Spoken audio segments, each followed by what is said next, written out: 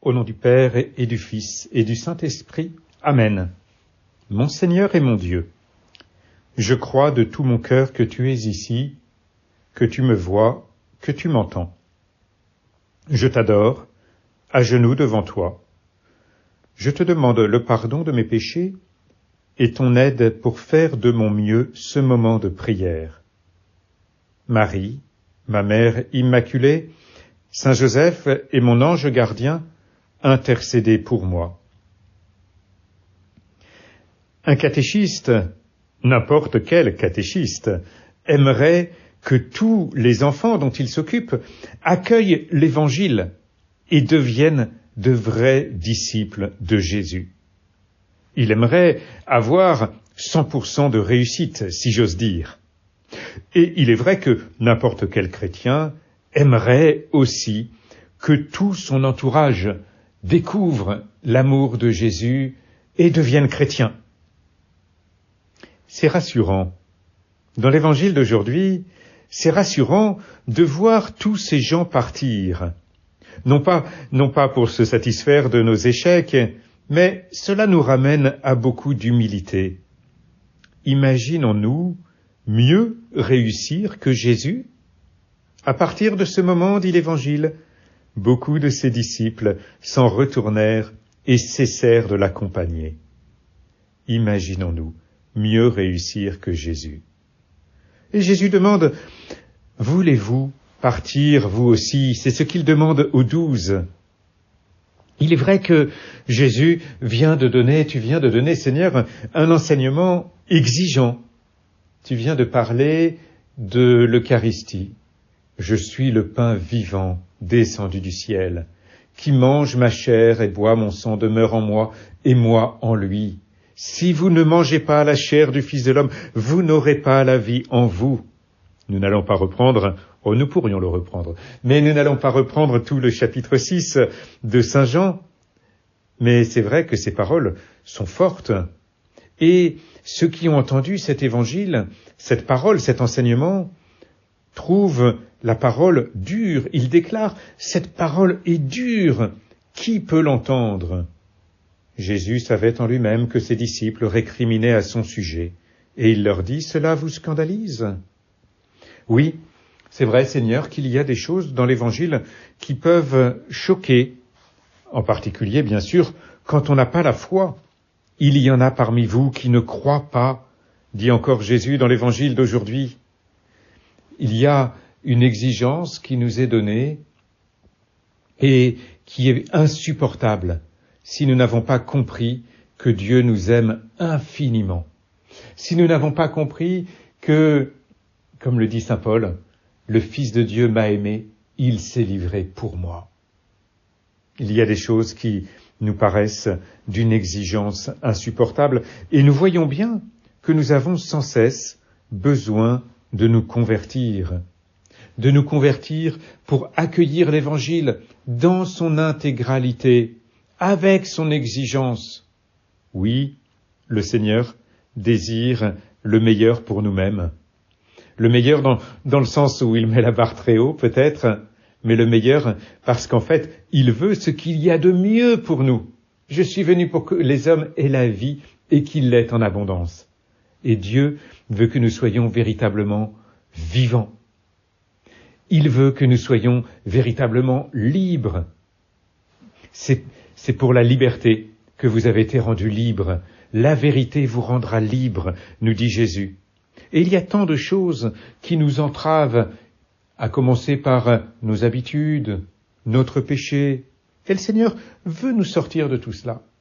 Il veut nous sortir de tout cela pour que nous ayons la vie. Si vous ne mangez pas la chair du Fils de l'homme, vous n'aurez pas la vie en vous. Exigence de conversion qui dépasse peut-être parfois nos forces, bien sûr, et Jésus ne dit pas le contraire dans l'Évangile.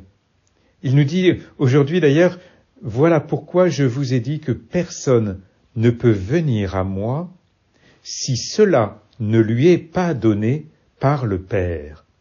Personne ne peut venir à moi si cela ne lui est pas donné par le Père. Ah, tu nous dis, Seigneur, aujourd'hui que, en fait, cette démarche de conversion, elle ne dépend pas avant tout de nous, en quelque sorte. C'est pas nous d'abord qui allons vers toi, c'est pas nous d'abord qui allons t'aimer, mais Dieu nous a aimés le premier. Et c'est lui qui, nous ayant aimés le premier, nous attire à lui. Personne ne peut venir à moi si cela ne lui est pas donné par le Père. Ce qui veut dire, Seigneur, que même dans ce moment de prière, en fait, c'est un don de Dieu qui me permet de venir à toi. C'est parce que Dieu a mis quelque chose dans mon cœur que je peux venir jusqu'à toi. Nous comprenons, toi et moi, que cette exigence que le catéchiste pourrait avoir vis-à-vis de lui-même, en désirant que tous les enfants accueillent l'Évangile, cette exigence suppose d'abord de prier, que le catéchiste prie pour ses enfants, pour que Dieu vienne donner ce don à ses enfants, ce don de les attirer à lui. Et c'est pareil pour quand nous prions pour notre entourage. Nous confions notre entourage au Seigneur, nous désirons peut-être, nous témoignons peut-être de notre foi auprès de nos proches, où nous essayons parfois tant bien que mal.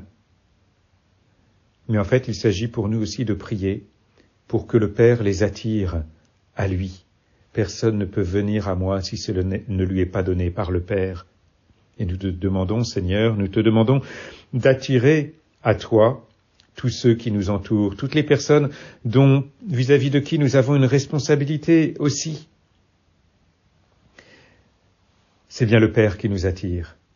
Et nous voyons ici aussi comment, avec une question, comment le terrain a été labouré, préparé, pour que nous puissions accueillir l'Évangile, pour que nous puissions l'accueillir avec toute son exigence. Les disciples qui entendent la parole de Jésus et qui veulent partir, qui s'en vont, ou qui récriminent contre lui, les disciples ont accueilli la parole de Jésus dans un cœur qui n'était pas prêt à l'entendre.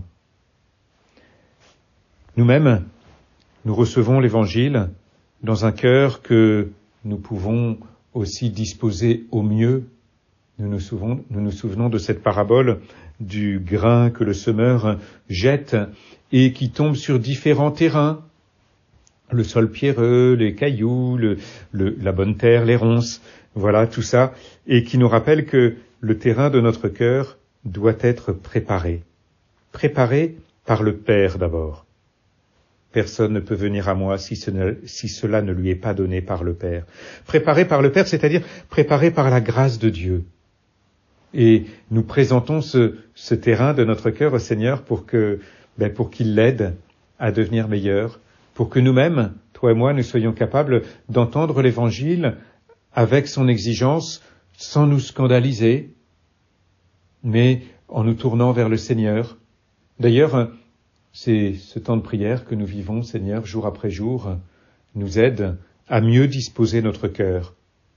Et nous voyons peut-être comment, de jour en jour, nous sommes capables de mieux accueillir l'Évangile. Non pas pour qu'il passe sur nous comme ça, comme sur les plumes d'un canard, comme la pluie sur les plumes d'un canard, mais pour qu'il vienne nous pénétrer en profondeur et que son exigence qui demeure, ne nous abatte pas, mais nous stimule en comprenant que, oui, tu veux que nous donnions le meilleur de nous-mêmes parce que tu veux le meilleur pour nous. Oui, jour après jour, avec ces 10 minutes avec toi, Seigneur, le terrain est préparé, y compris pour accueillir des paroles exigeantes, pour que nous soyons vraiment fidèles à toi. Voulez-vous partir, vous aussi, demandes-tu à tes disciples? Et là, nous entendons cette parole de Saint Pierre qui s'exclame, et nous avons envie de nous exclamer avec lui, à qui irions-nous, Seigneur? Tu as les paroles de la vie éternelle. Quant à nous, nous croyons, et nous savons que tu es le Saint de Dieu. Je te remercie, mon Dieu, des bonnes résolutions, des beaux désirs et des lumières que tu as semées dans mon cœur pendant ce moment de prière. Je te demande de m'aider à les faire fructifier. Marie, ma Mère Immaculée. Saint Joseph et mon ange gardien, accompagnez-moi toujours en chemin.